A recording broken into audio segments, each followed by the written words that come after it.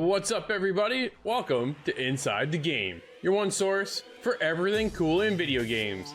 Now, you can always be a part of our show by going to InsideTheGame.ca or joining our Discord, where you can submit your clip and end off our show.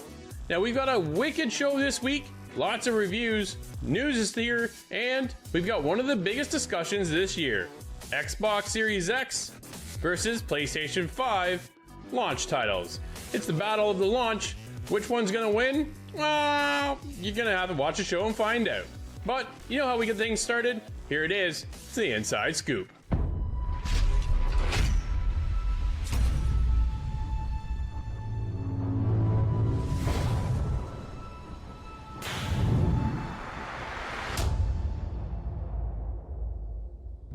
So we've been talking a lot about this, Bethesda being scooped up by Microsoft, and of course, what all this means. Now, I'm going to dive a little bit into some rumors, so you kind of have to take it as it is, but Starfield, yes, the big new space epic from Bethesda Game Studios, had back-to-back leaks in 2 days. Now, some of them were artwork, some of them were actual gameplay screenshots. Now, it looked like a very base kind of model, and it even said in the comments with the post of this that it was from 2018, so that's 2 years ago. But it had Bethesda Game Studios written all over it. And what is Starfield? What is it going to be? Where is it going to be? Is it going to be on PlayStation? This is such a question that I've been losing my mind over. But we kind of had some more information as a quote from Sarah, a VP of Microsoft.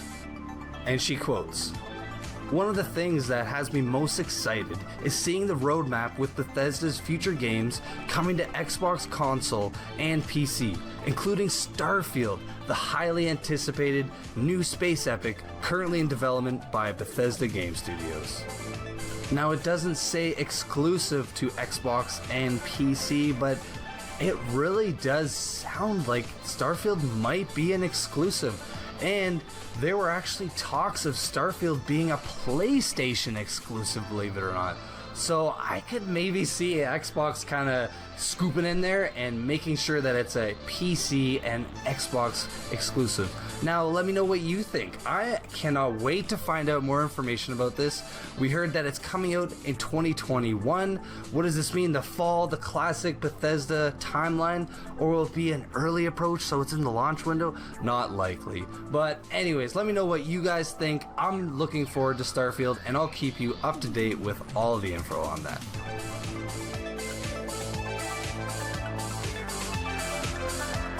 So back on February 27th on the Epic Games Store, Big Blue Bubble Games launched Foregone, an awesome 2D action platformer that we actually got a really awesome chance to talk to some of the people developing the game at EGLX last year, and we also got to kind of get an early preview of the game as well. I myself got to review it, and I was really pumped for the release of this game. It's been on PC early access since February, and actually we're finally getting it on console. They talked about it when the game was first releasing, and we were kind of gonna let it go on PC early access for a while and see how the community reacts and make changes as they need to, and they wanted to with full intentions to bringing it to console. Well, we're getting it on PS4, Xbox One, and the Nintendo Switch. Let me tell you, I think this is that game that's really gonna it's challenging enough that you want to jump in. The pixelated art style, it looks beautiful. They've done such a good job here, and I can gush about this game for quite a while, but I'm really excited the fact that I was able to enjoy this game on PC, and now a lot of my friends that I told this game about that maybe didn't have a PC are going to get the opportunity to jump into this one on the console side of things. And I think this game's going to port very well to the console because again, I played it on PC, but I played it with a controller, which is actually in my preferred method. The mouse and keyboard was really good, but I found the controls for this game work really well on a game controller. So kind of moving forward here, I think this one's going to be kind of that sneaky game that maybe not everybody's heard of, but now that it's off PC and it's on consoles as well now, it's going to get that exposure that it really does deserve, because you know what, Foregone's definitely one you need to check out.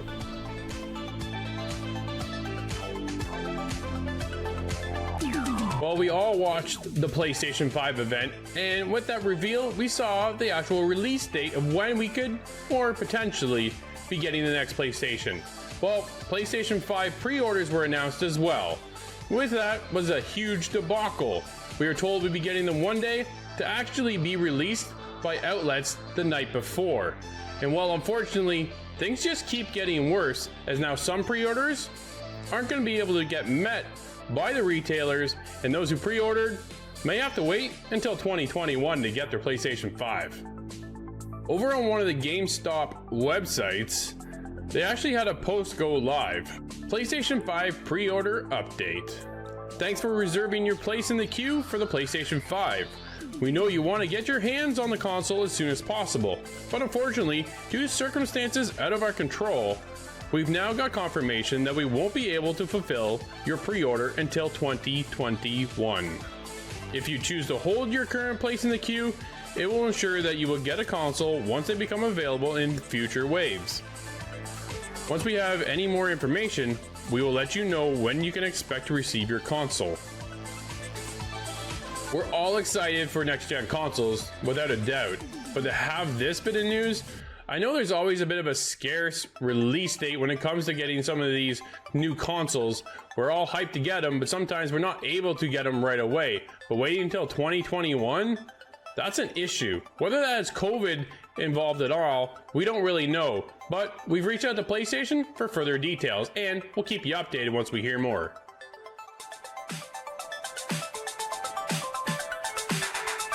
So a little while back, we were talking about the Xbox Series X and some of kind of the accessories that were going to be expected to kind of come out upon launch of the console on November 10th. And we talked about the NVMe SSD from Seagate, the expandable SSD that actually plugs into the back of the console that will increase your storage. And they're selling it in a 1 terabyte model, which will take the 1 terabyte console that you have and give you 2 terabytes of storage, which is awesome because anybody knows right now when you're downloading games digitally, some of them can be huge. You know, Warzone's 200 plus gigs. There's a lot of games out there in the 80 to 120 gig range. So that space gets filled up really quickly. And we talked about it before, we didn't have a price. Well, we have a price now. It's not completely official, but it has been said that it's going to be around $219.99. 220 bucks for an expandable SSD for your console. I don't know if this is the right price. I'm not sure if this is a placeholder just to have in stores for now. And then upon release, Microsoft will have an official price. But I mean, if it's already sitting at the $220 range, who knows? It's probably not going to drop too much.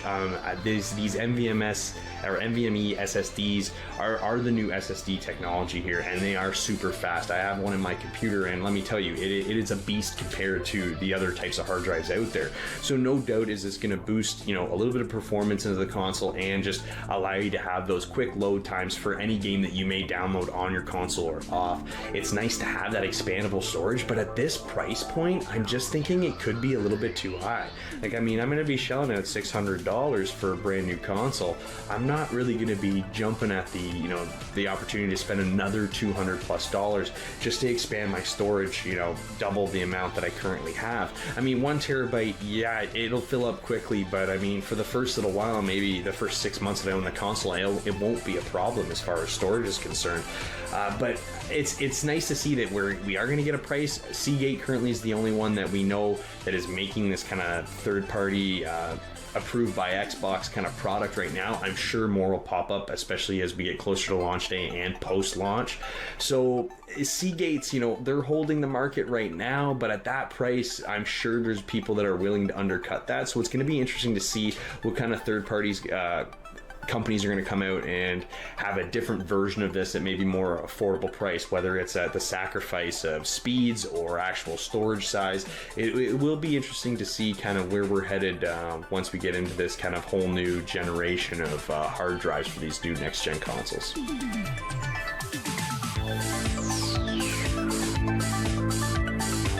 Well, it's not long now until the release of one of the most anticipated games of this year.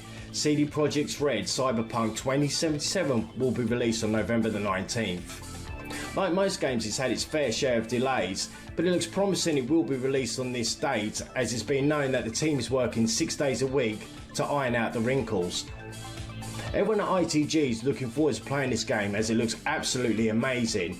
It's an open world, but it's not going to be big as The Witcher 3. There's going to be plenty of weapons, side missions, body enhancements, and also you do side missions to get your reputation and earn money, which will then go towards buying clothes, cars, motorbikes and cyberware. Also, the choices you make in the game will actually alter the story, which is a cool thing that I always love about games anyhow. I'm sure I'm not probably doing this game much justice, so I'm going to leave it to my man Keanu Reeves to tell you a little bit more about it. In 2077, what makes someone a criminal? Getting caught.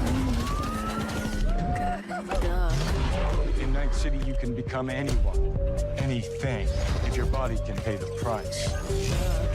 So seize the day, then set it on fire.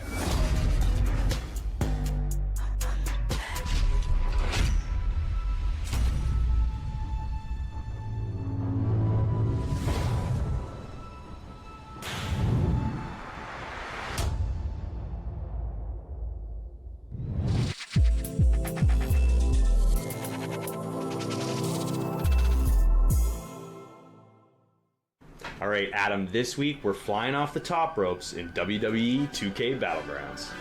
Let's do it.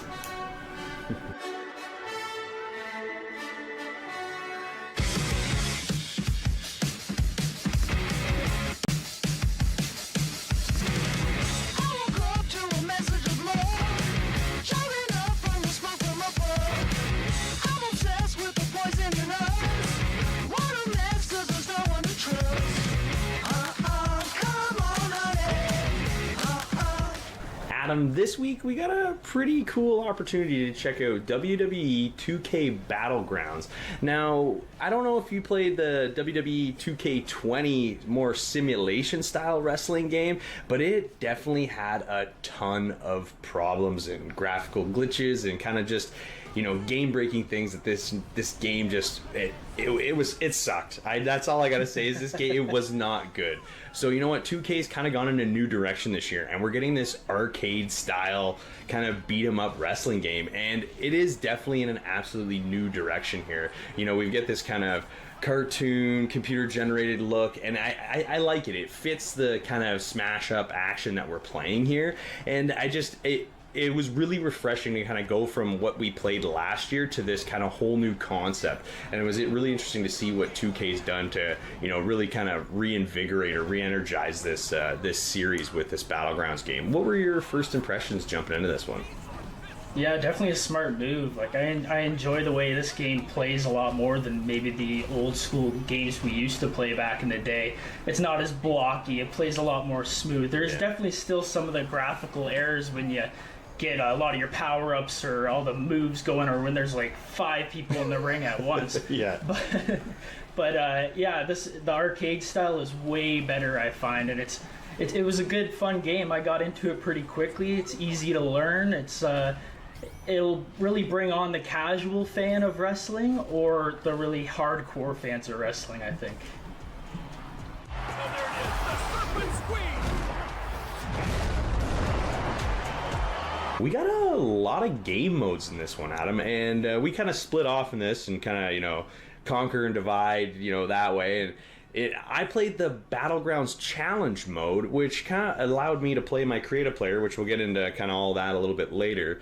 But it's basically a tournament tree style setup where I go from, you know, fight to fight to fight, and I can branch off in different directions and, you know, collect rewards along the way and upgrade my player as I go. And it was a really kind of interesting way to do this kind of game mode, because there's a ton of different matches in this when we get into it. You know, there's, you know, the tag team, tornado tag team, cage match. There's a bunch of different things you kind of get exposed to right off the bat, and I like the variety. You know, it's not just your basic, you know, jump in the ring and let it go. There's a little bit of showmanship here. They did a good job with kind of the way you get into the matches. You know, your intro music, you can, you know, pick some of that stuff, and it was a lot of fun. And I thought this game mode, it gives you a ton of different challenges. I think there was up to 166 in the Battlegrounds Challenge mode, which is a ton. And let me tell you, it's a grind too. Some of these matches aren't easy, especially some of the tag team matches. And I mean, I'm not a huge wrestling fan, especially when it comes to the rules and regulations of how some of these matches go. So there is a bit of a learning curve there if you're not familiar with how some of the matches are played. So I played the Battlegrounds mode. I know you jumped into campaign. What was that all about? The campaign mode is really what hooked me. Again, it was like 160 different fights. It's kind of like a tree. Stone Cold Steve Austin basically it gets you on his team, and you're going from city to city. You go to Scotland, Mexico, all the way to WrestleMania. He basically takes you all the way to WrestleMania, and every place you're fighting as a different fighter. So you don't get to play as your creative player, which is a little disappointing, but you get to play as a different variety of guys. So you've got your high flyers, you got your power guys, your brawlers. You get to kind of dip into all that, and you can either do the linear path where you can just kind of get through it pretty quickly, or you can branch off where you fight and do like a fatal 4-way or a Royal Rumble, and then you end up getting to those power-ups or unlocking different characters along the way. So it was a lot of fun. I really enjoyed that part of the game for sure. Those are kind of the main game modes in this, but there's also online tournaments. There's exhibitions, whether it's men's or women's. Like you said, there's fatal 4-ways, steel cage matches, triple threat teams, tag teams, tornado tag teams. Like there's a ton of different game modes that you can play in this. And there's also the online that we played, you and I and the guys. And it was a lot of fun. I think we had a good time playing it, because that is the style of this game. You play it with your friends, you jump in, it's that arcadey fun. But it was a little disappointing, to be honest, with the multiplayer, because we jumped in and I was the party leader, and I got to select you guys to come into the lobby, but it doesn't even tell me who it is that's in the lobby with me, and it says you guys are connected, but I don't know who it is, and it doesn't really display what the game mode is that we're playing or explain anything about the game mode. So we caught ourselves a couple times in the middle of a match where we were actually outside of the ring for too long, and the match just ended, and all four of us not being wrestling pros at all, we had no idea what was going on. So it kind of sucked not to have that complete sense of I can't just jump in and play this multiplayer with my friends. Maybe I have to play the campaign a little bit to learn some of those the game modes or the match styles. So that to me was slightly disappointing, but I mean overall I think we still had kind of a lot of fun playing the online. Yeah, for sure. It definitely is a lot of fun online, and I like how the battlegrounds are their own thing entirely, because you're playing at these different places, but it's not just your normal wrestling ring. You've got rings that are collapsing, you've got fire everywhere, electrocuting, the fences electrify. At one point you can pick up someone and throw them out of the ring in Florida into an alligator's mouth. So the battleground part of it's really cool as well. Yeah, and you actually get the opportunity to create your own battlegrounds along with creating your own player. But on the battlegrounds ends of things, you can actually just jump in quickly and create kind of your own ring with your own environment. There's a lot of different choices available, and you can actually kind of whip one up pretty quickly. You have custom entrance music, custom pyrotechnics, smoke, like everything you can think of that wrestling has, you could definitely kind of create in this, and it does all have that kind of cartoony look to it, and they do a good job, and overall it actually looks really, really good. Definitely. And then when you get into the creative player side of things, there was a ton of creation options here. Like I couldn't believe how in depth you can kind of go in with creating your player, and I mean it was cool because you kind of touched on earlier, there's a bunch of different classes you kind of base your build off of, and you kind of get a couple different profiles, so you can do a bunch of different builds with characters and kind of see what fighting style you tend to like the most. I personally like the brawler because his specialty is weapons, so he can grab a motorcycle out of thin air and hit somebody with it. Like that's what this kind of game is, and that's I think really where the fun comes into it, because it's just so over the top. It's hard not to laugh the entire time. Like when we were playing the other night, I think all of us were just like, my stomach was hurting because we were laughing so hard, because it's so wild, right? It's definitely a good time. So to go along with the, huge amount of game modes we got in this game, we also have a massive roster of wrestlers. And I'm talking about wrestlers, from present day all the way back to, the Andre the Giants, the Hulk Hogan's, the Samoa Joes, the Sergeant Slaughters. Like there's so many characters you can choose from and unlock in this game. And as you play through the game, you collect two currencies. You collect bucks and golden bucks. And it's kind of an interesting system here that you get them as you go through, as you experience, and then you have the option to use one or the other to purchase items in the game, because there are a lot of microtransactions here, which is also a bit of a hindrance. We didn't touch on it too much, but it's definitely kind of in your face throughout the menus when you go through this a little bit. But to get away from that a little bit, it's nice that the roster's kind of laid out there right in front of you. You can see all the characters you have, and you can also kind of filter through the different abilities or the different character types, and kind of see if you're looking for a certain type and kind of go from there. But the cool part I thought is the ones you don't have unlocked are in like blister packs. Like they come as like action figures, and they're standing there and they're banging on the plastic and they want to get out. Like it's just kind of a cool kind of funny little thing to see as you're kind of going through the store. And it was interesting to be able to use both currencies to purchase some of these players. Like I jumped in and I was able to collect enough, and I've got Hulk Hogan now, which is pretty awesome because he's one of my favorites, if I gotta be honest here. So being able to play as your favorite characters, and it's relatively easy to get enough currency to unlock some of these characters, as long as you're not spending it all the time. You play enough matches that you will accrue it. So overall, I think that being able to have a big list of game modes, and there's quite a few levels like you mentioned, and having this huge kind of roster of wrestlers to choose from. Overall, I think 2K Battlegrounds is a fun game, but it fell short in a few areas for me, like the multiplayer and kind of just how it was laid out, and it was difficult to stay in matches and stay in a party together. And there were certain things here that kind of held me back, and it's just, to me, it seems like one of those games that I'm going to be in it for a few hours, maybe play it on the couch co-op, with a few friends, but other than that, I'm not going to necessarily stick with this one. So if I've got to score it, I'm actually going to give this one, I think, a 6.5, man. So if you got to give it a score, what are you going to give it?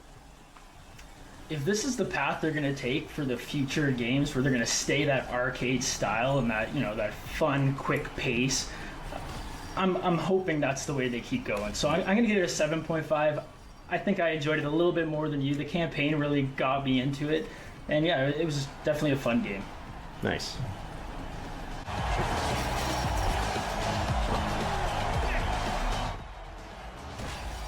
A refreshingly fun take on the classic wrestling game experience. Some will enjoy the vast amount of game modes, but others may find it tough to stick with this one for more than a couple hours.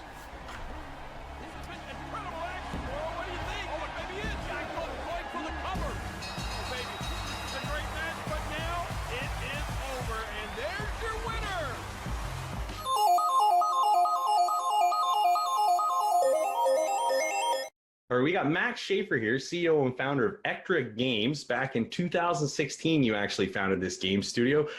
Before we kind of get into what you're working on now, what was it like, starting up your own studio? Well, it's a challenge to start from nothing, and jump right into making a sequel for a beloved franchise.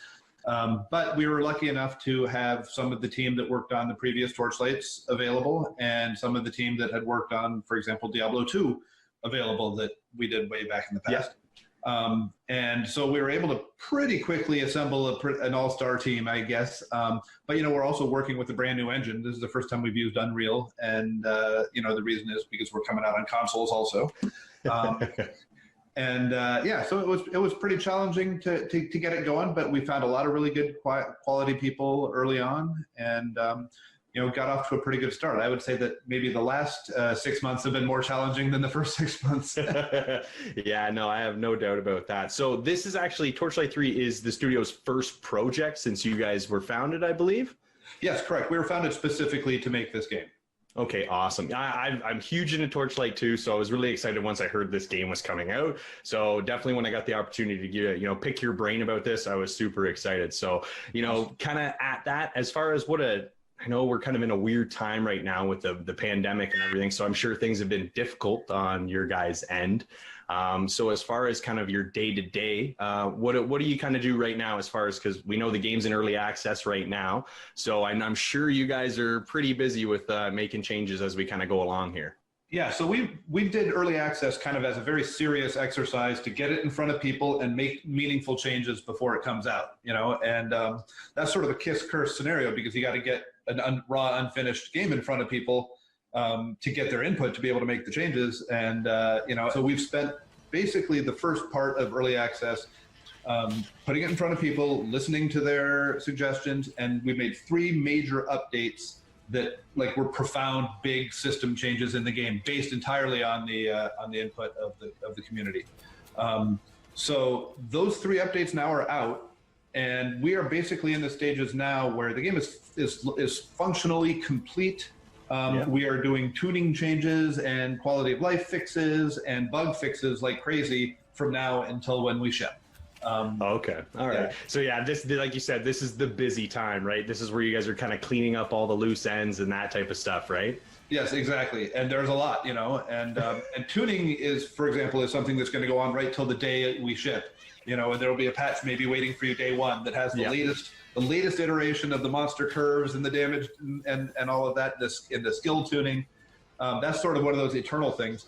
But right now we're getting ready to we're getting the console versions ready for certification processes, and we're just grinding down a bug list. I was testing and writing up bugs this morning before this call. That's kind of what all that we're doing right now, and it's sort of fortunate that we're all working from home because of the pandemic. Mm-hmm. It's kind of nice that we're down to just basically a list, and it's very easy to get yourself organized and just go down the list and fix things. It's kind of the small advantage of the situation everybody's currently in right now, too. I know we work the same way. Everybody's working from home opposed to being in the same office together. So it's there's challenges. But again, if you can see the light in it all, it definitely works out a little bit better. That's for sure. Totally.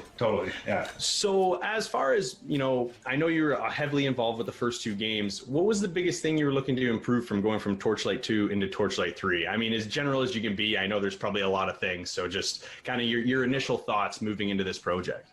Well, first of all, the Torchlight 2 is a wonderful, magnificent game, and it's very hard to live up to the reputation of that. And so, first of all, we just wanted to make something that's a high quality, fun experience in the Torchlight universe. But I think our goals for this time were to make a little bit more of an established world. It started its life as more of an MMO, kind of an MMO light, and it kind of migrated itself back to kind of the more traditional format. But we did keep some of the MMO-y persistent world things in the game. Like, you'll go into a town and see randoms walking around. You'll be able to party up with them and play with them like it's an MMO. Mm-hmm. You also have a fort that your whole account has this fort, so all your characters share it. And you build up your fort slowly over time, and you have monuments in there and decor and all kinds of stuff. And other players will see your fort out in the world. It's kind of placed randomly into the world. You encounter them and can use their services and things like that. So it just kind of gives you, it enfranchises you into the world. Like, you really physically own a piece of this world that you're in. Yeah. So we just kind of wanted to have that feeling without it overwhelming the systems of the game. Like, it's Torchlight 3. It's a Torchlight game. You don't want to go in and get your character and kill some monsters and find some loot, And so we wanted to have these things sort of on the periphery and not really get in the way of that core loot. Yeah, no, that makes complete sense. That's definitely a good idea for sure. I'm just looking here. I got a couple more questions I want to ask you. So I know we touched on a little bit of the community involvement now that we're into early access. Is there anything you guys are currently working on that was heavily kind of involved from the community, or kind of given up by the community? As far as like I said before, we did 3 major updates. The first was putting in the final 3rd act of the game. And the second one was putting in the end game system. Yes. That was influenced entirely by the community's desire for something more to do at the end that isn't just running map scrolls and things like that to level up on. And so that was cool to get in. And then the third one was a radical change of our skill system. And people said, wait, we don't have enough skills. Now, they had a lot of skills in the game, but they were kind of buried in different systems later in the game. So we did this relic update where it's like a subclass now. You pick it when you make your character. You get 3 big full skill trees right from the beginning to go with. and infinite number of crazy builds you can make from that. And that was, again, just based on our people saying, hey, we need to open up the game, start a character, and see a big array of skills that I can invest into and plan out in advance. So it's more in our face now, at least when we hop on initially. Now we can kind of tailor right from the beginning without kind of digging through. So I know what you mean. You're kind of digging through before to find some of these skills in the past games. And I mean, by no means was it cumbersome, but again, it's nice to have it out there displayed for you, right? Yeah, we made a miscalculation here, and this is why you do early access, because you find out what you did wrong and you can fix it. We made a miscalculation that there was too much going on early in the game with your skill trees and then this relic system, which is a kind of a new concept. So we put it later into the game. So you're an hour into the game or two before you even see this thing. So you're playing the whole time thinking all I've got is these little two skill trees. Yeah. And so now, you can plan out your character in advance, just seeing them all up in front. And the other skill component that was also hidden even further into the game was the reliquarium, which is when you find a legendarium. I'm sorry. You find your legendary items. You can isolate the affixes off those legendary items and use them forever, even after you've stopped using the item. In a little skill palette that you get up to 3 passive skills. Yep. You can pick from over 100 different hand-tuned affixes for legendary things. And that was another one that was kind of buried way back. So now you at least see that up front too. So you can say, here's how I'm going to plan out my character before I even started. And that was definitely 100% based on community feedback. And so now that we're done with all the big content things, though, we're down to getting tuning feedback from players, because we're busy doing things and fixing things at breakneck speed. We kind of don't really have the ability to be testing between level 30 and 45 to see if it's become a little bit of a grind or this build is overpowered and underpowered. We need the community for that, just to get the hours of play in and hours of testing. And so we're just doing constant, in addition to just regular bug fixing and quality of life stuff, we're doing constant retuning of the curves and of different skills and that sort of thing. And it's, again, we're not doing that we're doing that some based on our own play, but a lot of it based on what we're hearing from the community. And as being a part of the community, I appreciate hearing that, because this is one of those games, like I said, I really enjoyed the second one, and knowing coming into the third one here that you guys are putting that much community involvement into fixing this game or getting it ready for launch, it's that peace of mind as a gamer we like to hear, right? So we definitely appreciate it. So we're on the gamer side of things. Before we kind of finish things up here, is there a particular class of character that you like to jump into when you're playing this game? You know what? It has changed over the course of the game, and with each new tuning iteration, it kind of changes. I definitely lean more toward the Forged and the Railmaster, just because they're more unique classes that have some attributes of them that are completely different than any previous ARPG. We have a mage character class, the Dusk Mage, and a Sharpshooter, which are kind of more typical mage and ranged character classes. They have their own quirks and things, but they're not as unique as the Forged and the Railmaster. So that's kind of what I lean into. But we also have made some really cool changes to the dynamics of the Sharpshooter and Dusk Mage right now. It's really fun to play too. But I think when the game ships and we do our final wipe of everything and we're all actually starting for reals, I'm going to probably go with Forged. Okay, all right. I was going to say, it seemed like maybe we were going to get a little bit of everything there, but if you're going to give it Forged is okay, that's awesome. That's fantastic. No, again, Max, thank you so much for your time today. I know you're busy, so I'll let you get back to it. And again, just appreciate you taking the 10 minutes here to just a quick chat about Torchlight 3. Great. Thank you for having me. Thanks so much.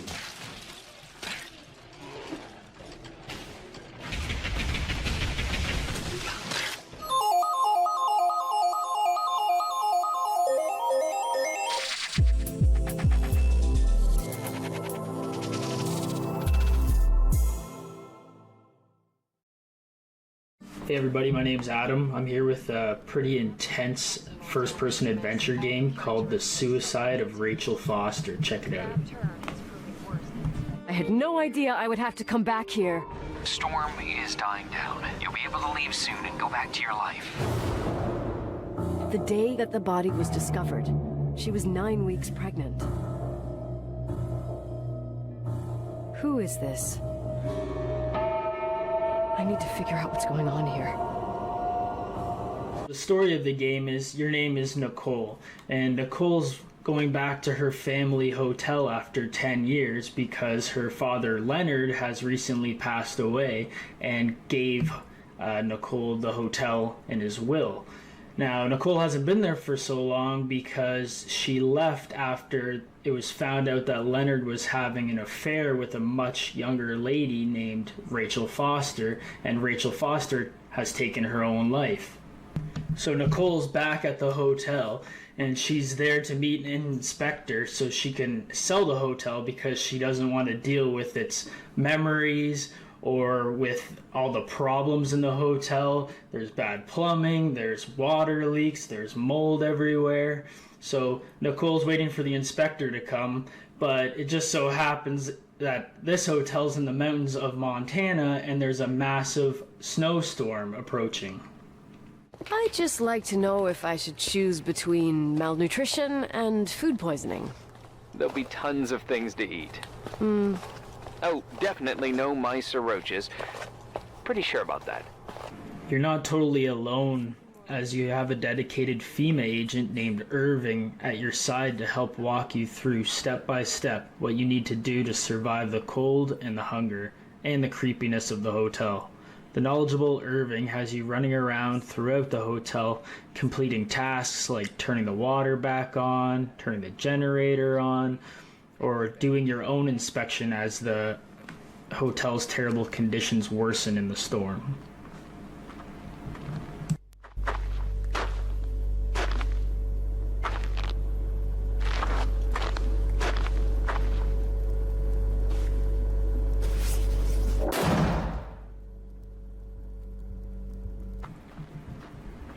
Now, Irving can get kind of annoying, and some of the conversations tend to be redundant and drawn out, I found. You find yourself standing in front of your next objective waiting for Nicole and Irving to stop talking so you can just hit A and start them talking again. I found this happening quite frequently in this game. Who? Old farting ghost. Wait, what did you say?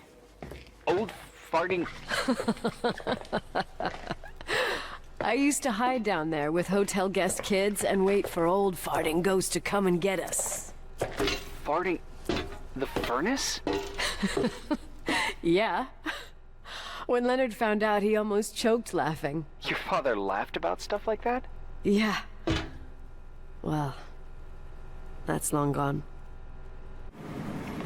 The style of this game is one that I haven't played a lot of personally, but I did like the art style of it. It looked definitely good, and the shadows and just the overall sound. That's what really gets you, is the sounds. If you're playing this game at nighttime by yourself with the sound turned up, it's definitely gonna give you a few frights with just the storm outside, or using certain props, like say at one point you're using an old school camera where the flash is the only thing that you can use as a light source. So you're walking down the creaking hallway, letting the flash bulb go off, and you're just kind of intimidated to take that next step. And that's where this game, where you'll find the entertainment in it, for sure.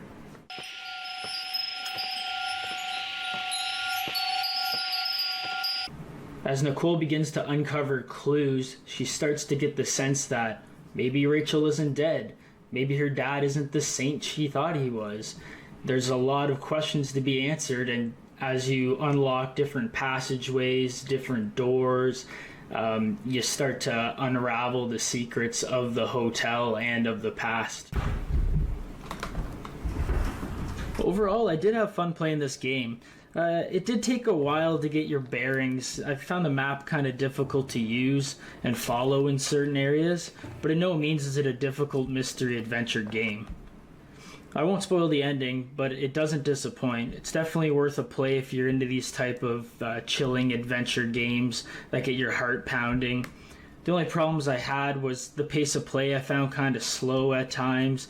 The game's divided into various days, and some days are really quick, or some days you just find yourself talking to Irving over and over again as you walk around in the maze of the hotel.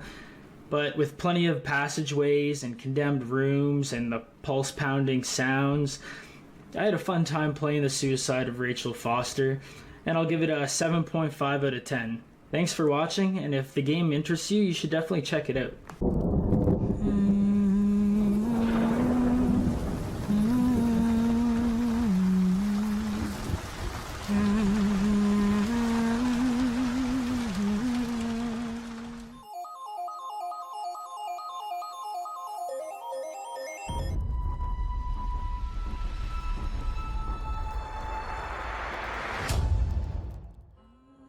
Hey everybody, I am here with Chads from Donkey Crew talking about Last Oasis that is out now in early access on Steam. Chads, thanks for joining me. And for those who don't know what Last Oasis is, can you just give them the rundown of what they're missing out on?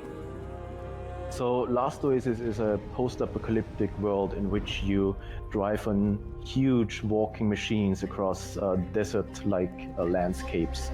And it's a survival game, so it's all about staying alive and fighting your way through this world, through those weird contraptions that we came up with, and that all those toys that we give players to play with. The contraptions you talk about are these magnificent walkers. Like, where did the idea come from when you were creating not only the game, but the walkers itself? So originally we thought about, we want some game mechanic that keeps people moving. So we were looking at different inspirations for vehicles that are a bit outlandish, a bit interesting. And we wanted to make sure that you have this feeling of standing on a deck. We didn't want to enclose people in like capsules or passenger cabins or something like that. We want to make sure people can freely run around on their vehicle. And then we found, amongst the inspiration is the artist Theo Jansen. He makes those creative strand beast things, those walking machines, walking in the beach. And we figured that is kind of an interesting approach, and we took some inspiration from that and just pulled it further. We made those machines huge and virtual and gave them a deck space and basically created some kind of walking landscapes that you can live on. Sounds great. Now, how do people get into the game? What's the easiest way for them to get started without getting trampled on by others later on in the game that happens? Well, I have a story for you after. Yeah, so the game is definitely something where you need to become familiar with the rules of the game to be actually good in it. So there's a steep learning curve, and the best way to overcome that is usually, first of all, get a microphone, talk with other people. It helps a lot to just talk with people, and you often make a lot of friends who help you out. But apart from that, I think the most important thing is you need to have in your mind a kind of risk-reward calculation. You need to consider, what can I risk to bring into the map and what should I rather not take into the map. So you always need to be very careful about what you actually bring into the world.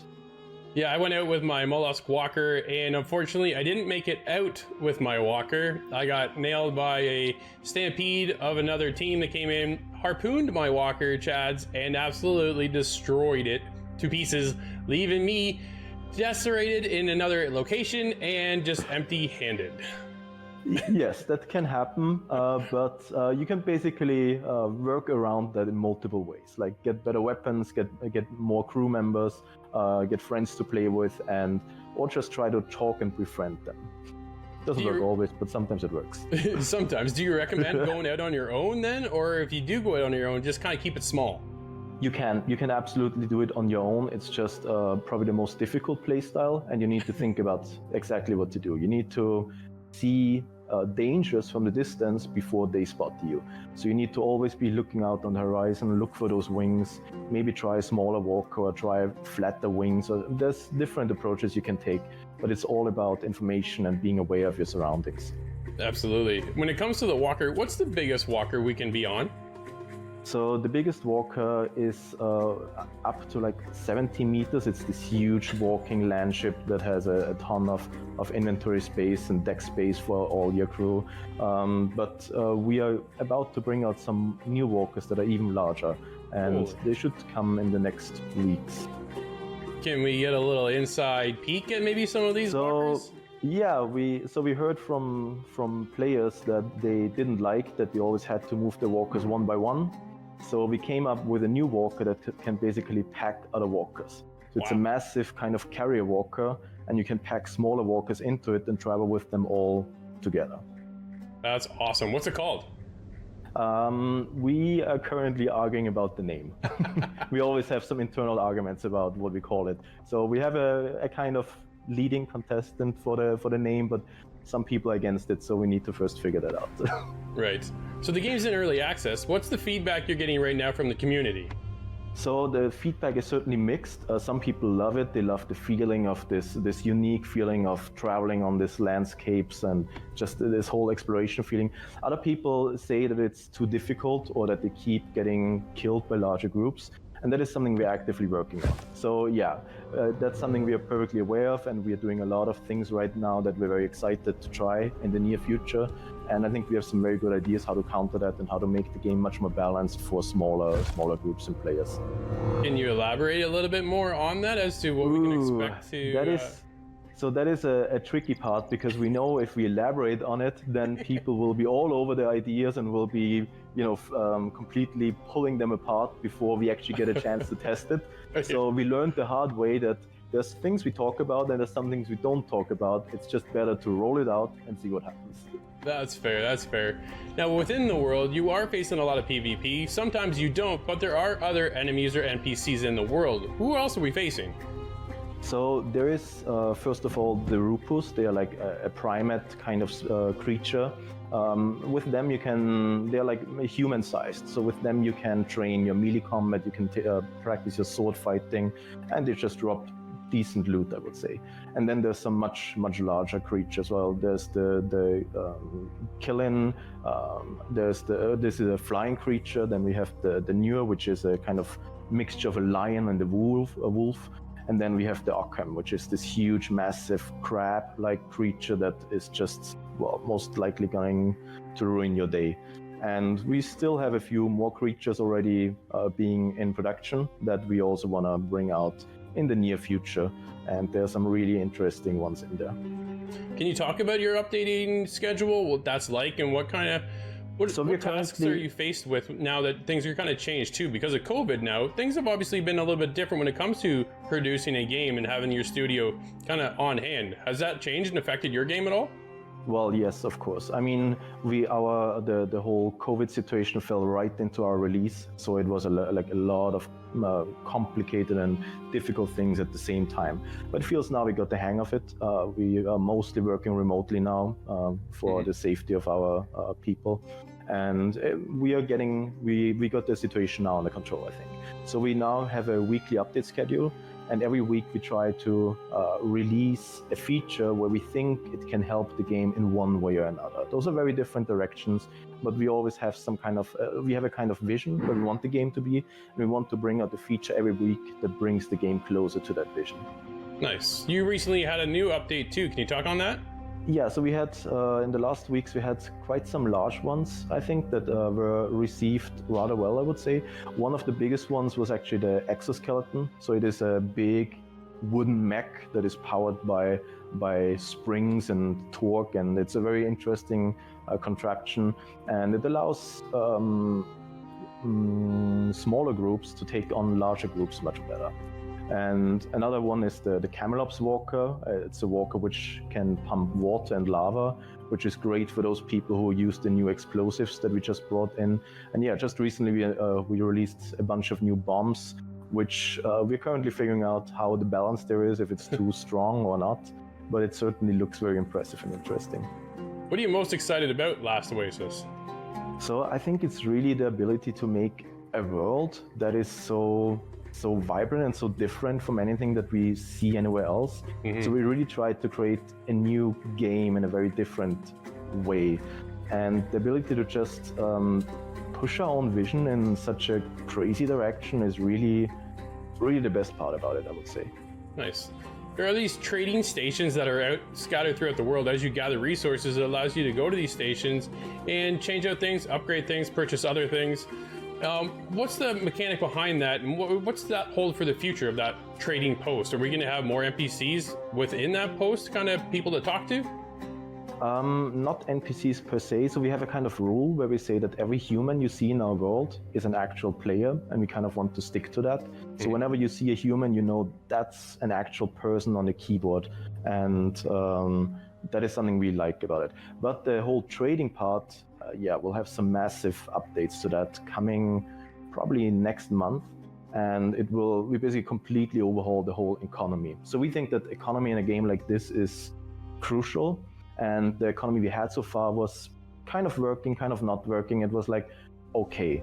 And we think that if we strengthen the economy with the right knobs, if we turn the right knobs up and down, then we will be able to achieve a balance where all the solo players and all the small players have an actual purpose in the world, and that is something we're going for. So we have some huge changes to the whole commerce coming next month. That sounds very exciting. Is there anything else you want to touch on before we go? Let's see, what else can we talk about? So yeah, I mean, we have some really big updates planned, and we think it's going to be really exciting once we release all of that together, because it might actually feel a little bit like a complete overhaul of the game. And this is something that me and the team is very excited about, and we are looking very much forward to that. That sounds excellent. Chads, thank you so much. Everybody, go check out Last Oasis on Steam in early access.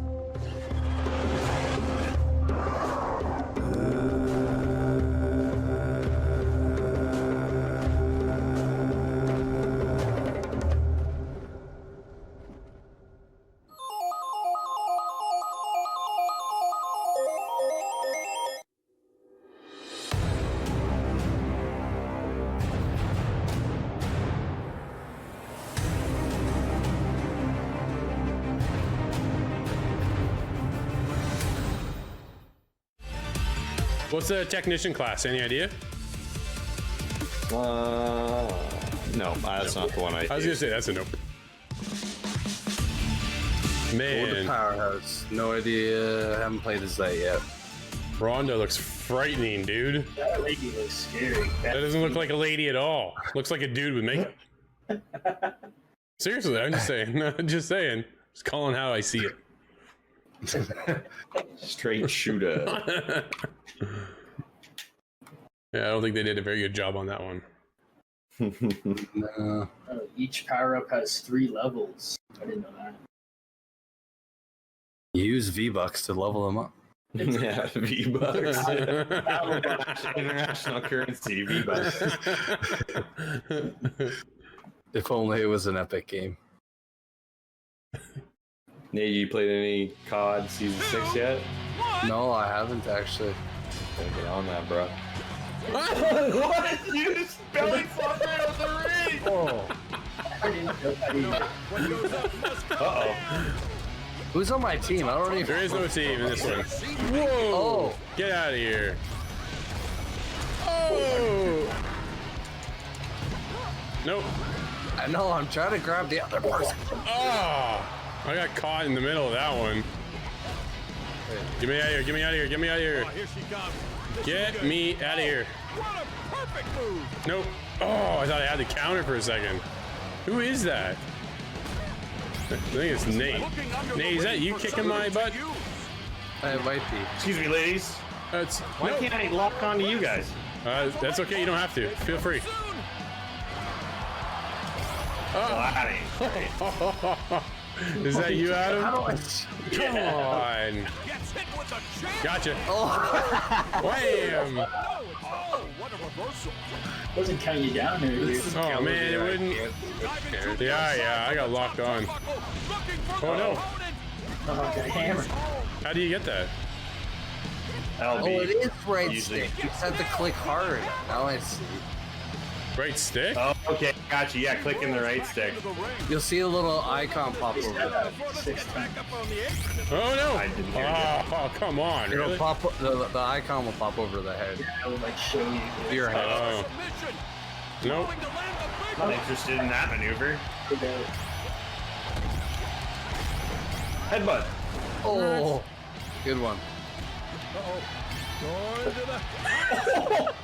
I don't like that maneuver.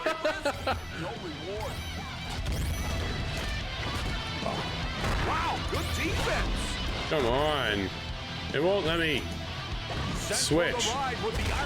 Get out of here! My hammer. Oh. Nice. Oh, you're back in. I thought I had you. Oh! Whoa. Oh, I see a butt cheek. That's true. Oh, the bulldozer. The chair. Ow. Oh, okay, all right. Nice. What is this third-party crap? I just third party you so bad.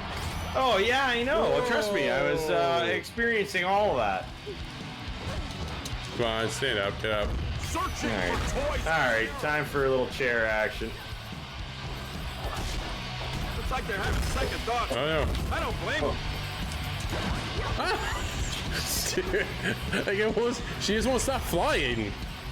Hey, Miss Flair, you look tired. You should take a seat. Oh! What third party again? What are you guys doing? You're scoping out. Off goes.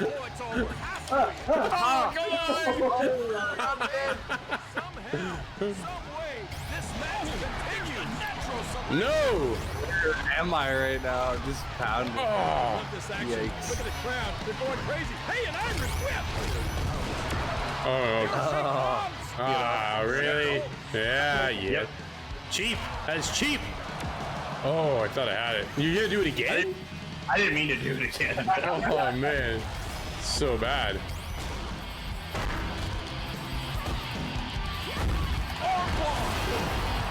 Oh no. Whoa. What was that? Oh no.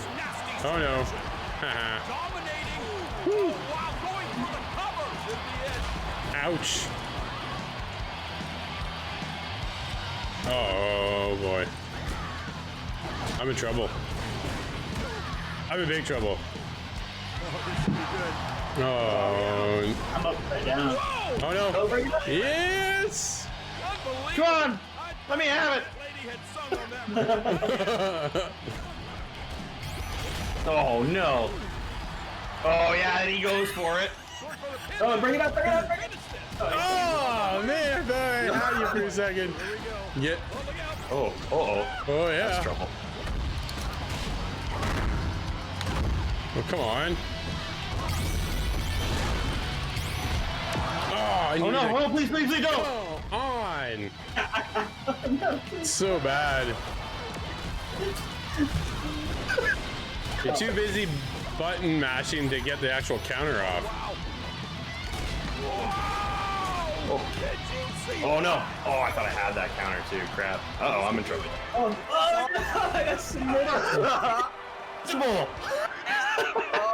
What am I doing? So close. What is that? Oh, who won? Oh, Nate did. There you go. I didn't realize it was over. Barely. You guys, but I guess you have to be locked on. Okay, the lock on, you're switching characters is really hard. It's awkward, man. It's brutal. Well, that'll wrap up this week's episode. Lots of wrestling action going on this week.